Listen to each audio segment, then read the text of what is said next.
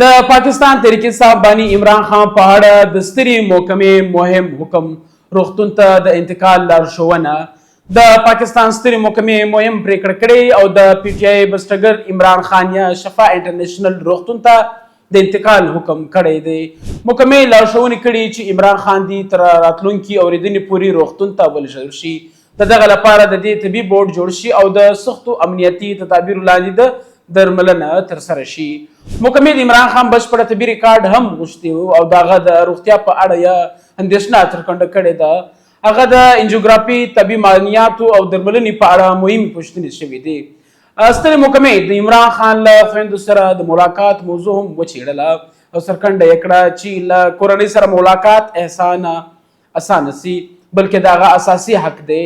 له چارواکو څخه د تیرو 3 کلونو د ملاقاتونو او له اولادونو سره د ټلیفوني خبرې هم ریکارډ غوښتل شوی دی.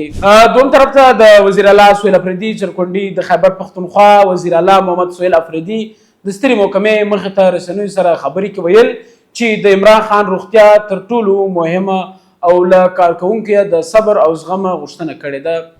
سهیل افریدي ویل چې د پاکستان د 25 کروڑونو خلکو وروستۍ هیله عدلیه ده او هیله لري چې د سترې محکمې په پریکړه ژر عمل وشي او د عمران خان په اړه د قانون او انصاف غوښتنه پوره شي.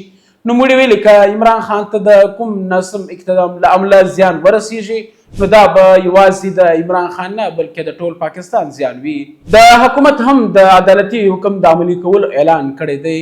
بل لور ته د پارلماني چارو وزیر ډاکټر طارق فضل چودھری په سینټ کې اعلان وکړ چې حکومت به د عمران خان د شفا انټرنیشنل روغتون د انتقال په اړه د سترې محکمې په حکم بشپړه توګه عمل وکړي.